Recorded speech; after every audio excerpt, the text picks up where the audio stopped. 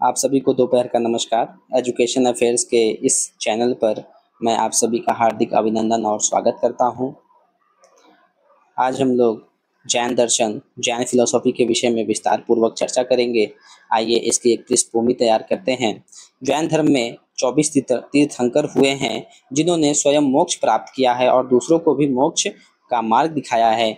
जिनमें से प्रथम तीर्थंकर भगवान ऋषभदेव थे और अंतिम तथा 24वें तीर्थंकर भगवान महावीर रहे, जिन्हें वास्तविक संस्थापक माना जाता है जैन धर्म का। तीर्थंकरों को जीन विजेता कहा जाता है। तीर्थंकरों को जीन विजेता कहा जाता है क्योंकि उन्होंने अपनी इंद्रियों और इच्छाओं पर विजय प्राप्त की। उनके उपदेशों और जीवन को जैन धर्म के अनुयायी अपना आदर्श मानते हैं। जैसा कि हम जानते हैं कि मुख्य भूमिका इसमें भगवान महावीर की रही है। उनको वास्तविक संस्थापक माना जाता है। उनका जन्म 540 ईसा पूर्व कुंडल ग्राम वैशाली बिहार में हुआ तथा उनका बचपन का नाम वर्धमान था। उन्होंने 30 वर्ष की आयु में घर त्याग किया तथा 12 वर्ष तक घोर तपस्या की। तत्पश्चात उनको 42 वर्ष की आयु में ज्ञान की प्राप्ति हुई तथा वह जीन विजेता, केवलीन तथा निग्रंथ कहलाए। आइए अब इसको अच्छे से समझते हैं कि भारतीय चिंतन परंपरा का एक महत्वपूर्ण और प्राचीन दर्शन है। यह वेदों की प्रामाणिकता को अस्वीकार करता है और आत्मा के स्वतंत्र अस्तित्व तथा कर्म के सिद्धांत पर विशेष बल देता है। जैसा कि हम जानते हैं कि जैन दर्शन बहुत ही पुराना है तथा इसके समकालीन बौद्ध दर्शन भी रहा तथा यह वेदों की प्रामाणिकता को अस्वीकार करता है। जैसा कि हम जानते हैं हमारे 4 वेद है, ऋग्वेद, सामवेद, अथर्ववेद या यजुर्वेद। यह इनकी प्रामाणिकताओं को अस्वीकार करता है तथा वह आत्मा के स्वतंत्र अस्तित्व पर बल देता है तथा यह कर्म को ही विशेष मानता है। जैन शब्द जिन से बना है जिसका अर्थ है विजेता। जैन शब्द किस चीज से बना हुआ है? जिन से, जिसका अर्थ है विजेता। कौन विजेता? कैसा विजेता? वह विजेता जो अपनी ज्ञान इंद्रियों और मन पर विजय प्राप्त कर लिया हो, उसे जीन या जैन कहा जाता है। आगे जैन दर्शन की मुख्य अवधारणाएं। जैन दर्शन में या जैन दर्शन या विचार, दर्शन को हम लोग विचार कहते हैं कि इनके क्या विचार रहे हैं, क्या मुख्य अवधारणाएं रहे हैं। इनके 7 मुख्य अवधारणाएं रहे हैं जिनमें प्रथम है षट द्रव्य, इसे हम लोग 6 द्रव्य कहते हैं। दूसरा है कर्म सिद्धांत, तीसरा है त्रिरत्न, चौथा है पंच महाव्रत, पांचवा है अनेकांतवाद, छठा है स्यादवाद, सातवां है मोक्ष। आइए इन सबको विस्तार से समझते हैं। पहला है षट द्रव्य, 6 द्रव्य। जैन दर्शन के अनुसार यह संपूर्ण सृष्टि 6 द्रव्यों से मिलकर बनी है जो शाश्वत और नित्य है। जैन दर्शन क्या कहता है कि ये संसार कुल मिलाकर के 6 द्रव्यों से मिलकर के बना है, जिनमें से 6 द्रव्य जीव, पुद्गल, धर्म, अधर्म, आकाश तथा काल है। जीव से क्या तात्पर्य है कि यह हर प्राणी में विद्यमान होता है और चेतना ही इसका मुख्य लक्षण है। जैन दर्शन के अनुसार संसार में जितने शरीर हैं उतनी ही आत्माएं हैं।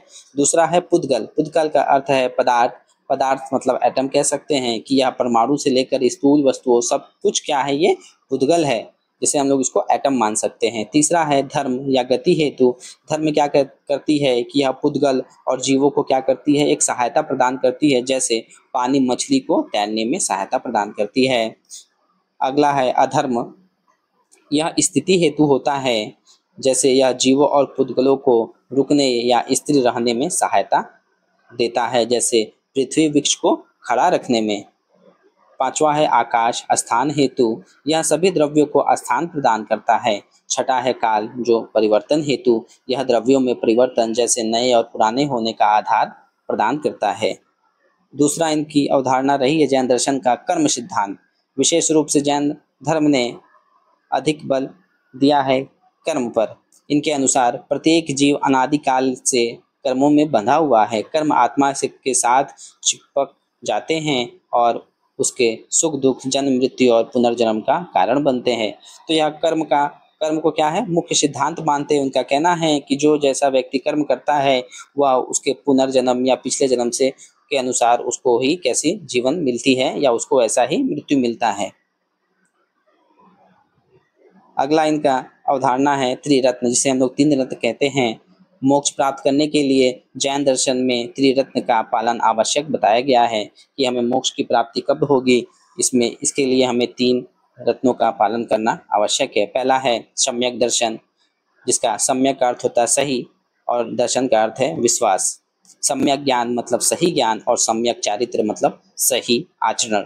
एक एक चीज को इसमें समझते हैं कि सम्यक दर्शन क्या हुआ। सही विश्वास मतलब जैन धर्म और तीर्थंकरों पर, जो उनके 24 तीर्थंकर रहे हैं, उन पे हमको पूर्ण विश्वास रखना है, तभी हमें मोक्ष की प्राप्ति होगी। और दूसरा है सम्यक ज्ञान या सही ज्ञान। जैन के जितने भी सिद्धांत है और मुक्ति के मार्ग का सच्चा और विस्तृत ज्ञान होना। जैन के विषय में हमें क्या हो, पूर्ण रूप से हमें उनके जो ज्ञान है, सिद्धांत है, उनका हमें विस्तार रूप से पता होना चाहिए, तभी हमें मोक्ष की प्राप्ति होगी। और तीसरा है सम्यक चारित्र या सही आचरण। इसका अर्थ है जैन धर्म के नैतिक नियमों का पालन करना। जो भी उनके नैतिक मोरल जो नियम रहे, मोरल लॉज रहे हैं, उन सब का हमें पालन करना है, तभी हमें मोक्ष की प्राप्ति होगी। चौथा है पंच महाव्रत या 5 महाव्रत जिसे कहते हैं। सम्यक चारित्र के अंतर्गत इन 5 व्रत का पालन अत्यंत महत्वपूर्ण है। तो यह किसके अंतर्गत आता है? ये 5 महाव्रत सम्यक चारित्र के। पहला है अहिंसा, ये हिंसा ना करना मतलब मारपीट या कहीं लड़ाई झगड़ा नहीं करना। सत्य मतलब झूठ नहीं कहना, हमेशा सत्य बोलना। अस्तेय चोरी न करना। चौथा है अपरिग्रह, संग्रह न करना। पांचवा है ब्रह्मचर्य। जैसा कि हम जानते हैं कि इसमें 1 से लेकर के चौथे तक का जो महाव्रत दिए गए हैं 1 से 4 तक, यह पार्श्वनाथ या आदिनाथ के द्वारा प्रतिपादित किया गया है। तथा पांचवा इसमें ब्रह्मचर्य, जो कि भगवान महावीर के द्वारा दिया गया है। ब्रह्मचर्य का अर्थ है इंद्रियों पर नियंत्रण करना, मोह माया से दूर रहना तथा अपने संवेदनाओं पर भी नियंत्रण करना। आगे पांचवा है अनेकांतवाद। यह जैन दर्शन का एक महत्वपूर्ण सिद्धांत है जो बताता है कि किसी भी वस्तु या सत्य को कई दृष्टिकोणों से देखा जा सकता है। कोई भी एक दृष्टिकोण पूर्ण सत्य नहीं हो सकता। तो अनेकांतवाद का क्या सिद्धांत है कि जो भी अगर सत्य है या कुछ भी है तो उसके कई सारे क्या हो सकते हैं, उत्तर हो सकते हैं। वह अपने आप में एक पूर्ण सत्य नहीं हो सकता, उसे कई सारे दृष्टिकोणों से उसे देखा जा सकता है। छठा है स्यादवाद। अनेकांतवाद को व्यक्त करने के लिए स्यादवाद का उपयोग किया जाता है। स्याद का अर्थ है किसी अपेक्षा से या शायद। यह बताता है कि किसी भी कथन को सापेक्षता के साथ व्यक्त किया जाना चाहिए। सातवां है मोक्ष, जिसे हम लोग मुक्ति कहते हैं। जैन धर्म का अंतिम लक्ष्य जन्म मृत्यु के चक्र से मुक्ति प्राप्त करना और आत्मा की पूर्ण शुद्धि और स्वतंत्रता को प्राप्त करना। जैसा कि हम लोग मोक्ष को हमेशा मृत्यु से कनेक्ट करते हैं, परंतु यहाँ मोक्ष का अर्थ है कि जो भी जन्म मृत्यु का जो चक्र है, हमें उससे क्या हो, मुक्ति मिले तथा हमें हमारी आत्मा क्या हो, हमारी आत्मा को पूर्ण शुद्धि मिले तथा हमें स्वतंत्रता, इस संसार से हमें स्वतंत्रता प्राप्त हो। आज हम लोगों ने विस्तार से चर्चा किया तथा इसके निष्कर्ष को देखते हैं कि जैन दर्शन एक गहन और तर्कसंगत दर्शन है जो आत्मशुद्धि, अहिंसा और नैतिक आचरण पर अत्यधिक बल देता है। यह मनुष्य को स्वयं अपने कर्मों का निर्माता और नियमनता मानता है तथा आंतरिक स्वतंत्रता और मोक्ष प्राप्त करने के लिए पुरुषार्थ करने पर जोर देता है। यह दर्शन केवल बाहरी दिखावे या कर्मकांडों पर नहीं बल्कि भीतर की शुद्धि और आत्म अनुशासन पर आधारित है। आप सभी का बहुत बहुत धन्यवाद। कृपया चैनल को लाइक और सब्सक्राइब ज़रूर करें। Thank you.